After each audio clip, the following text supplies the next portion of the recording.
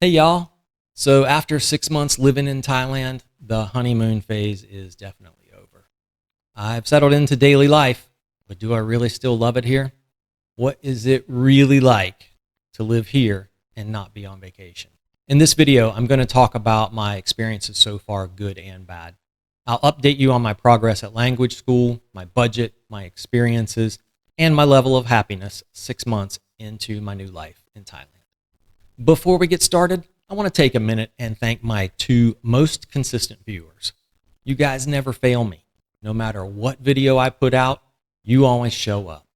Viewer interaction is an important part of YouTube, and I can always count on both of you to interact. So, to the two of you who dislike every video I put out, bless your hearts. Thanks for watching. Now, the rest of you, don't go get cute and start punching that thumbs down button. It's only special for those two people. Let's get to it. First big change I want to dive into is where I live. If you're watching on video, you see a new background. I moved out of the condo in Jomtien and into a house in Bangsaday. It's a 2-bedroom villa, and it is very nice. One of the big drivers for moving was to have that second bedroom for visitors and eventually to maybe build out a bit of a studio in there. But for now, I'm in the living room. So not using the second bedroom yet, but I do have people coming to visit. Another big benefit of moving down here, moving into a much bigger place, it's 5,000 baht a month cheaper than what I was paying for the condo in Jomtien. Now it doesn't have all the amenities. It's not steps from the beach, but I love it. It's very peaceful. I like the space. The neighborhood is great, and I'm really enjoying it. There are flowers and plants all around the outside of the house, and again, a whole lot more space inside. Plus, I've got a big, I guess you'd call it an outdoor kitchen. I have to go outside to get in it, but it's fully enclosed. So attached, detached, whatever. I got a big kitchen. I still don't cook in it really, but anyway, it's there. The move comes with more changes than just location though. Jomtien was great. The condo was in a fantastic location. I loved the walkability. I could walk out the door and be at 7-Eleven. I could walk down the street and have tons of options of places to eat. The night market, walk into that every night for dinner was, that was just great. And then of course there was the bot bus for any longer journeys and the motorbike. Here, it's not as walkable. I could certainly walk to dinner or walk to the beach. It's about 1 kilometer to the night market, 1.5 kilometers going the opposite direction down to the beach. So probably be more healthy if I walked, but I do spend a lot of time commuting back and forth to the market and things like that. The beach down here is not as wide as up in Jomtien, but to me, I think it's more scenic. It's tree lined, it's quieter. The water is definitely much clearer down here. I don't hesitate to get into the water here, but up in Jomtien, Pattaya, I didn't even like getting ankle deep when I was taking a walk at sunset because of all the trash and fish hooks and things that are in it. The water down here, the beach down here is much cleaner. The other big change in the beach, if you've been to Pattaya or Jomtien, you know every night is a party and somebody's going to be setting off fireworks, or lots of people are going to be setting off fireworks. Down here, I don't hear the fireworks, but I do live very close to the big Navy base, and sometimes you can hear the ranges. So some of those guns firing or small arms at the ranges, but a lot of times it just sounds like thunder to me. And since we've entered the rainy season, most of the time it really is thunder and not the guns anyway. There's also no Food Panda down here, but we do have Grab, and there's no real difference between the two delivery companies. The apps both work great wherever you are. I have plenty of options if I want to or need to order some food or groceries or whatever to have delivered to the house, and deliveries are still super cheap. A little more on price comparison, cost of living, market food down here. I talked about being able to walk to the market in Jomtien versus riding to the market here, but the market here, the prices are lower. So down here I'm paying 30 baht for a pad krapao in the market. In Jomtien, that started at 50 and was oftentimes 60 baht, so pad krapao half price. In Jomtien, I was still spending less than $1,000 a month, so here in Bangsaday, that's gone even lower. Stay tuned for a future video where I'm going to detail all of my monthly expenses and dive into that, show you exactly what I spent that month, and then how I'm offsetting that with some of those passive income streams. Another big difference between Bang Sade and Pattaya is the number of foreigners. There are some foreigners down here. There are a couple condo buildings, only one high-rise, but there are definitely more Thai people here than there are foreigners. Now, sometimes the locals seem maybe not as friendly as they did up in Jomtien, but I think that's more of a language barrier issue. Down here, not as many people speak English or speak English as well, so I think it makes them a little hesitant to speak to a foreigner because they're worried about the language. I hope that gets better as I get more proficient with my Thai skills, and I'm less hesitant to use those. I know I'm hesitant to speak Thai as much as they're hesitant to speak English, so that'll get better as time goes on, I'm sure. Speaking of language proficiency, the distance between Bang Sade and language class, coupled with the onset of rainy season, has definitely affected my language class attendance. I won't drive in the rain, so I frequently miss class because of the weather. This morning was supposed to be class. It was raining down here, so I didn't get on the road. I didn't go today. I'm still going to go. I want to be much better with the language, but it's definitely going to take time. Let's get to the good stuff. Let's talk about money beyond the cost of living. I've given you all insights into my retirement planning and passive income streams in the past, and I want to give you an update. Just a reminder, this isn't financial advice. I'm just telling you what I've done and what my experiences have been. You do what you want with it. I'm now officially retired and not receiving any income from my former employer. That ended at the end of May. And when that ended, I rolled my 401k into an IRA so that I would have more control over the investments. And so far, that's worked out pretty well for me. If you've watched my earlier video about passive income, and I'm going to put a link up here now for you, you'll know that dividend income is a big part of my financial planning for the long term. I invested a lot of those 401k funds in stocks that pay high dividends without taking on too much risk. I invested another chunk in companies I thought would grow substantially in value. And I've also kept some cash on hand for future buying opportunities when they come up. Now, my dividend income varies monthly, and that's to be expected because of the payout schedules of the companies I've invested in. In the past 3 months, my highest monthly dividend income was $2,300 US, and the lowest was just over $800. Now, I expect to keep the same investments for the time being, so I expect that payout schedule to continue. It will grow marginally because right now I'm reinvesting all the dividends, so as those dividends buy more stock means more dividends. You know, it's the circle of life in dividend investing. I also have a regular investment account with a mix of growth and dividend income stocks. Some are duplicates of my IRA holdings, particularly with a few of the high yield dividend stocks. I'm still reinvesting all of those dividends too, but when I need to access income before 59.5, I'll simply change the reinvestment option to take the dividends as cash payouts, and that will create a stream of regular income from them for me. The rest of my holdings are in checking and savings account at my credit union for fast cash and just paying regular bills. I've also got a high yield savings account and a CD ladder I built at Capital One. Not sponsored by Capital One, they're just who I use. If you want to learn more about CD ladders and high yield savings accounts for your retirement planning, you can watch this video that I did earlier, and that'll give you some information about those. Now, from the CD ladder and the high yield savings account, I'm earning about $250 a month in interest income. With my current monthly expenses and occasional travel, my cash holdings at the credit union and Capital One are more than enough to get me to 59.5 based on my budget. Now, investments and savings aren't my only source of funds. I've built other passive income streams from my photography and videography through stock photos and video on a number of online platforms. I also do print on demand, t-shirts like this one, stickers and things like that through a few different sites. You can see one of them on the YouTube shop that I've got attached to the channel, and also the featured item link that's showing up on the screen.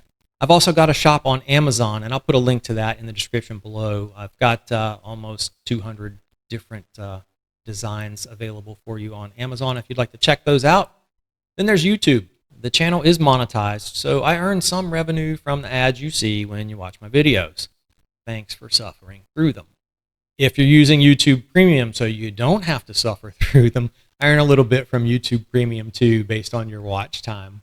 So from the ads, with just over 4,000 subscribers right now, they're producing about $100 a month for me. And of course, there's Buy Me a Coffee. I'm going to put a link right here to that. I really appreciate it when you guys buy me those coffees. It's a great feeling to get those emails that someone has bought 1, 2, 3, 5 coffees, however much, and just a way of showing me how much you appreciate the content you're getting. I want you to know that I definitely appreciate those too. If you haven't subscribed, it would be really great if you could do that right now. Just keep watching. Reach down there and punch that subscribe button. Help me grow the channel. I have a goal of getting to 5,000 subscribers by the end of the year. We're mid-June and I just crossed 4,000. So hopefully we'll be able to make that. But I really, again, I appreciate your support. I appreciate you subscribing and watching these videos all the way to the end. Thanks a lot. Let's get back to it. Let me talk about the future, starting with Buy Me a Coffee. A few months ago, I launched Retiring to Asia, the podcast. It's available on Spotify, Amazon, and a few other of the smaller platforms, but it's not available on Apple yet. I'm having a problem with the Apple verification. It sends me the code, and when I put it in, it says the code's not valid. Anyway, Apple. You can listen on those platforms, or you can watch the videos here. Many of you have started watching those and listening, and I've heard your complaints about one of the microphones. Believe me, I hear it too. I have done my best to even them out. I've tried all kinds of adjustments. It turns out it's not the mic, it's the mixer. Now the one I have now has 2 mic inputs, but only one of them is an XLR port. The other input is a 3.5mm jack that converts down from XLR, and that's killing the quality of whichever mic is plugged into that port. I really want to produce high quality videos and podcasts, and to do that, I'm going to have to upgrade my mixer to one that will allow me to have multiple XLR jacks plugged in so that I maintain the quality from the microphone all the way through to the video. I'm going to use Buy Me a Coffee to do that. I've set up a goal of $450 on Buy Me a Coffee to fund that purchase. So all of your donations now, all of your contributions, all of the coffees that you buy me are going to go toward the purchase of that new mixer once the goal is reached. Thanks for helping out. What's coming for me in the next 6 months and beyond? Well, I'm in the early stages of planning a trip down to Hua Hin. I want to go check it out.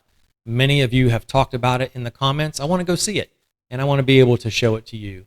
So I'm starting to plan a trip down there. I'll go spend a week or so, check out the beach, check out some of the condos down there, make a few videos for you, and let you see what Hua Hin is like. I'm also looking at a short trip over to Kuala Lumpur, a place I've always wanted to see, want to go take some pictures, make some videos of the visit over there, and things that you might be interested in. I'm hoping to get that done in the next few months and put my multiple entry visa to use. So keep you posted on that one. You'll definitely know when I go because you'll see it here.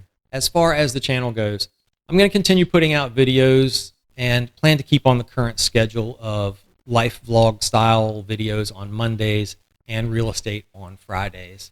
I'm sure I'm going to miss a day here and there, and there are going to be times when there are actually extra videos like this one that comes out between those regular days. I still try to respond to every comment and reply to every email. I definitely read them all, folks, and I appreciate your interaction. I'm also going to be continuing the podcast with expat interviews. So if you're interested in being interviewed, my email is in the description of every video. Send me a note and let me know. I'd love to line up some more interviews, and if you'd like to be on the podcast, let me know. Okay, let's talk about the honeymoon ending. I mentioned good and bad experiences. Yep, I've had a few not so pleasant events pop up in 6 months. Driving here is dangerous, especially on a motorbike. There's definitely a lot less traffic and congestion down here in Bangladesh, but it's a different kind of driving. The streets are narrow, the streets are much smaller, a lot of turns and obstacles in the road, like storm drains that stick up out of the ground 2 inches in the middle of the driving lane, and they wonder why the roads flood. I was on one of the more residential streets between the market and home after bringing home dinner when a 16-year-old boy decided he wanted to show off on his motorbike for some girls. He was speeding, passing them, driving on the wrong side of the road, and ran into me. I was out of room to avoid him. There was a little store, a little restaurant on my left, and I was all the way over to it when I saw him coming. He put down a long skid mark, kept it on the tires, but he still sideswiped me. I knew he was going to hit me and managed to get my leg out of the way before the impact. Overall, not that bad. $60 damage to his bike, and that's inflated Falang pricing at his neighborhood shop, and $30 damage to mine from the Honda dealer. For context, the $30 repairs to mine is to replace 5 different pieces and panels on the bike all down the right side and includes the labor. I broke my thumb. He had a tiny cut under a toe that a Band-Aid handled. All in all, not so bad. Could have been much worse. The most aggravating part of being in a collision down here is the Falang pays the bill. No license, he's underage, he's speeding, he's on the wrong side of the road. Facts of the matter, evidence don't matter. This is Thailand. Yeah, it's aggravating. It's just part of living in Thailand. Can't dwell on it. Just know that's the way it works and be as careful as you can. Always wear a helmet. There have been a couple other damn it moments, but they're all minor inconveniences really more than anything truly negative. And when you think about it, it's all temporary. Just keep using that oh well attitude, accept it for what it is and move on. All right, enough negativity. Y'all ever wondered why I'm in Pattaya Thani frequently? I've talked about being there a few times, including going to the hospital for my eye. Well, there's this girl. Yeah, you knew it was coming. It's finally time to talk about relationships. I met Koi during Songkran in Pattaya on my very first trip to Thailand. She is an awesome woman, and she has absolutely made adjusting to Thailand much easier. She's an HR manager at a factory in Lamluk Ka, so it's a few hours away, but she's why I go to Pattaya Thani. Funny, the second time I saw her in Pattaya, we were meeting for coffee. She showed up with her college transcript. She wanted to show me she was a college graduate, HR professional, and not a bar girl. We still laugh about that a year later.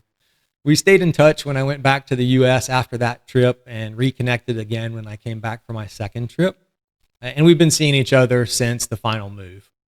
If you've been a long-time subscriber or watched many of my videos, you've seen glimpses of her in several of them. She likes to duck the camera and hide, but you can pick her out if you watch closely. You know, last week I was at her house visiting, and she had gone to work for the day when a pipe connection, a water pipe connection in the downstairs bathroom broke, and water was going everywhere. Well, I know to go out to the meter and cut the water off. So I closed the valve on each side of the meter, expected the water to be stopped by the time I went back in the house. Nope, still had a geyser going. So quick call to her, and within minutes, I had 3 neighbors at the door to help me. Turns out turning it off at the meter isn't enough. I didn't think about the water tank. It's very common here to have big water tanks either on top of the buildings or in the back of the houses. So pro tip, if you have a water leak in Thailand, you have to close the tank valves and turn off the pump too, in addition to closing the water at the meter. The neighbors were a huge help. I love how eager Thai people are to help. None of them speak any English, but they came running anyway, and we got the water stopped. You know, a few hours later, a worker showed up with the replacement parts. He had it fixed in 30 minutes. It's just one of those things where, you know, in the moment it was like, oh crap. But afterwards, when I started to think about it and started to thinking about the interaction and the helpfulness and just the response of the Thai people to come and help me, a complete stranger, was fantastic. Healthcare is an important consideration no matter where you live. And I mentioned going to the hospital for my eye, and you can see that video. I'll link it up here for you. Well, I had a bit of a health scare recently, which is what actually led me to be at Koi's house for the water problem in the first place. I found a golf ball sized lump in a spot where there shouldn't be one. I knew right away I wanted to get it checked out, and I knew I wanted to go back to CGH, Lamlutka Hospital, where I got such great care before. So, to the hospital I went. Koi was working, so I had to go without my translator. From the check-in desk in the ER through the entire visit.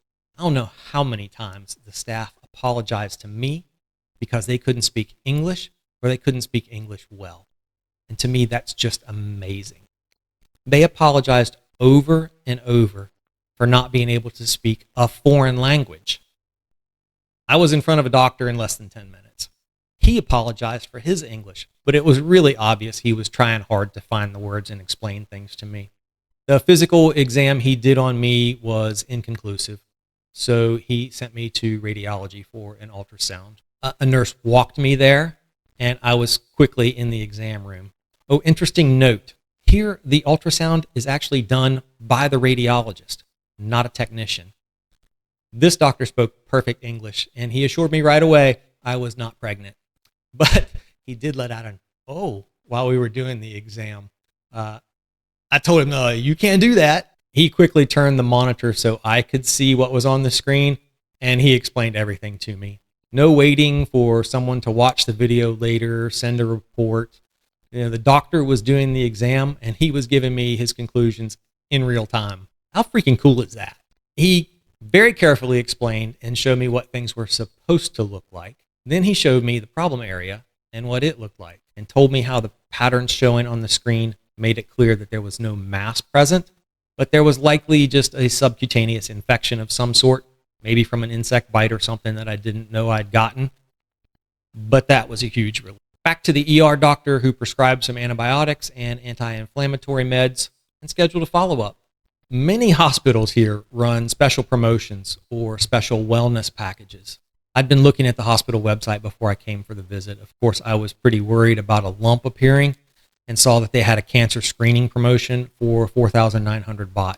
I thought I wanted to have that done. That's about 132 US dollars. It includes blood tests for just a ton of cancer markers, a chest x-ray, an upper abdomen ultrasound, pretty thorough exam. So when I was done in the ER, a nurse walked me up to the checkup office for the service. Again, I was met by happy, polite nurses who apologized for not speaking good English. They quickly had me in the lab for a blood draw. Okay, well, let me tell you, I don't like the sight of needles. Like, even if it's on TV, needle going through skin, I just can't watch it. I'll turn my head. It makes my stomach turn. Anyway, I warned the nurse that was doing the blood draw, again, not just the technician, the RN doing the blood draw, let her know that I'm going to be closing my eyes. She was the best. I hardly felt a thing. She was in and out in no time, and I didn't even realize it. She took me back to the clinic waiting area, and I got apologies that one of the test results would take 3 hours to come back. But in the meantime, I still had a chest x-ray and another ultrasound to do. So I was going to be doing stuff waiting anyway. I'm telling you, folks, if it's possible to enjoy a trip to the hospital, you can do it here. They work fast, they're polite, they're happy, they're super helpful. All right, all that hospital visit, what did it cost? Well, I mentioned that the checkup was 4,900 baht. But when you add in the ER visit, the extra ultrasound for the lump, my total for the day, 8,715 baht. That's 4,900 for the cancer screening promotion and all it included, plus 3,815 baht for the ER visit, ultrasound for the lump, and the prescription medicine.